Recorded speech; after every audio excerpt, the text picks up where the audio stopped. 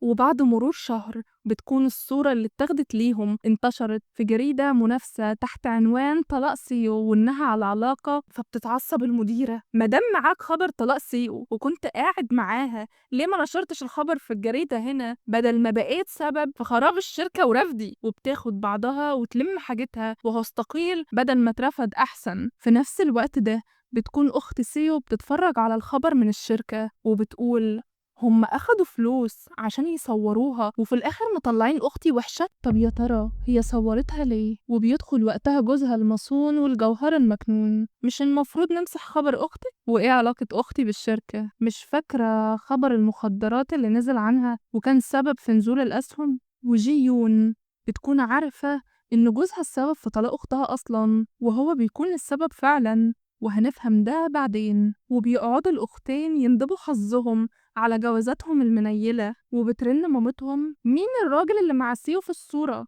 هو الواحد ما يعرفش يرتاح منكم شوية؟ فبتعرفها إن أختها كبيرة ومش كل ما تقابل حد أو تقعد معاه هتقعد تبرر، وبتقفل معاها. فبتسأل سيو أختها: هم ليه بيصوروني؟ هو أنا مشهورة؟ فبتتوتر وبتقول لها: طبعا يا حبيبتي، ده انت المفروض تبقي سفيرة لعلامة تجارية أصلا. وبتسألها عن كيونغ، فبتقول لها: قابلته علشان المقالة اللي كتبها عني، وكده كده أنا هسافر ومش هرجع تاني أبدا. فبتحاول تقنعها إنها ما تسافرش وتشتغل معاها في الشركة، وبتهزر معاها وبتقول لها: ده انتي يا شيخة لو سافرتي الولا ممكن يعنس. بالليل بيكون كيونغ بيساعد مامته في توصيل طلبات المغسلة، وبتسأله عن الأخبار اللي نزلت عنه وإن الحي كله بيجيب في سيرتك.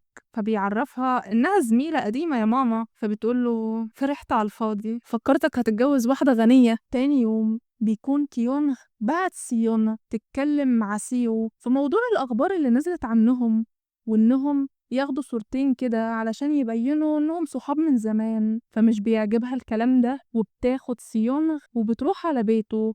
ولما بيشوفها بيتصدم وبيمسك في صاحبته، بس بتسيبه وتجري، وبيقعد على الأرض يندب في حظه. ولما بيدخل بيقول: إزاي سيونغ تجيبك البيت من غير استئذان؟ فبترد عليه: ما انت عملتها قبل كده. وبيرجع فلاش باك لما خدها البيت سيونغ عشان كانت مفهماه إنه مش معاها فلوس تركب تاكسي وتروح. تاني يوم بتكون قاعدة مع كام السواق وبيكون جايب لها حاجتها عشان أمها ما تعرفش إنها باتت برا البيت.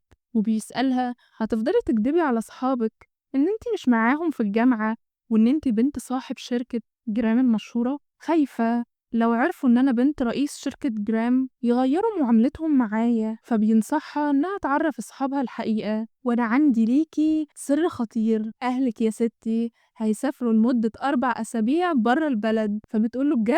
وبتزقطط من الفرح وبتاخد بعضها وبتطلع على أصحابها وبتتفق معاهم إنها هتكون مديرة أعمالهم وهم يتدربوا على المسرحية وهتعمل لهم الأكل. فبتسألها سيونغ: وهتشتري لنا سجاير؟ فبتقول لها: طبعا أنا هجيبهم لك أروسة أروسة، وعشان أنا مديرة أعمالكم ولازم أهتم بيكم يبقى لازم أعيش معاكم، ولازم أجيب كيونغ عشان يركز على الدور بتاعه. فبيرد صاحبها وبيقول لها: دور إيه؟ ده كل الحكاية سطرية. فبتتصدم، بس سيونغ بتطبل لها وبتديلها مفتاح البيت. وبيقضوا ال4 أسابيع حق وماء. وبيسألها: هو أبوكي بيشتغل إيه؟ بتقوله: تاجر ملابس. وفي نفس الوقت ده بيكونوا واقفين قدام محل من محلات أبوها وبيعجبوا فستان، وبيعرفها إنه هيشتغل دوام جزئي عشان يجيبه لها. فبتغير الموضوع وبتقوله: يلا ناكل توكوبوكي. بالليل بيتكلموا هيعملوا ايه في المسرحية، وبيوريها بقى أداؤه في التمثيل. قال لي السيد غودو إنه مش جاي النهاردة لكن هيجي بكرة إن شاء الله. فبتقوله: غودو مش هيجي أبدا، بس انت هتيجي صح؟ فبيقول لها: اوعي تقولي كده، ده انت العشق. وبيعرفها إنه قرأ قبل كده إن كمية الدموع ثابتة في العالم، وإنه لو بكيت حد تاني هيبطل بكا، علشان كده أنا هفضل أعيط علشان ما تعيطيش أبدا. فبتضحك وبتطلع تجري: استني يا بنت المجنونة. وبيطلع يجري وراها وبيناموا على الأرض ويتفرجوا على النجوم. وبنرجع من الفلاش باك وهي بتقوله إيه ده، هو أنت لسه لابس نفس القميص من 18 سنة؟ ده المفروض يروح المتحف ولا أكون وحشتك. فبيضحك بسخرية وبيقول لها فكك مني، وبيبدأوا يتكلموا إزاي هيحلوا موضوع الإشاعات اللي طلعت عليهم. وقبل ما تمشي بتقوله ابقى العب رياضة عشان بقى عندك كرش. تاني يوم بتروح جيون تاكل مع جوزها وبتبدأ تكلمه كأنها بتتعرف عليه لأول مرة، فبيفرح وبيبدأ يصورها من غير ما تاخد بالها. عند كيونغ بيروح بيت أهله عشان يجيب إعلان عرض المسرحية اللي عمله زمان، وبيكون لسه محتفظ بيه، بس أمه ما بتصدق بقى وبتفضل تهزق فيه عشان لسه ما اتجوزش، وإنه مش كل شوية تروح فرح وتنقط. فبيهرب من قدامها بسرعة وبيتجمع كل الصحاب عشان ياخدوا الصورة الجماعية، وسيون بيكون معاها صورة قديمة ليهم مع بعض. وأول ما بتقول سيو إنها زعلانة عشان ما شافتش المسرحية بيسيحوا لكيونغ إنه نسي أصلا السطرين بتوعه، وقال سيو مش هتيجي أبدا، ومحدش عارف يشكمهم غير سيونغ.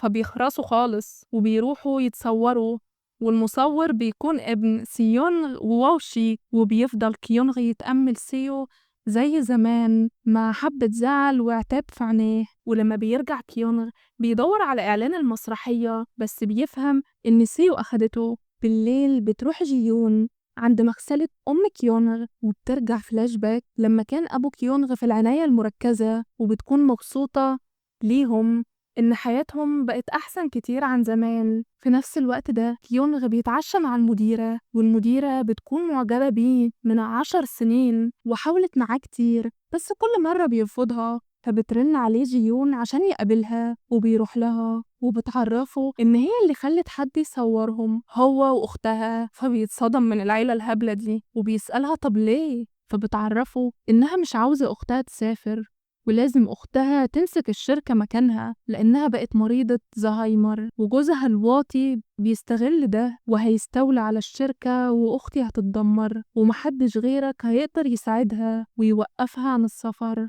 وفعلا بنلاقي كيونغ تاني يوم بيروح المطار وعلشان يوقفها بياخد منها الشنطة وبيطلع يجري، بس أمن المطار بيمسكه. تفتكروا هيقدر يمنعها من السفر؟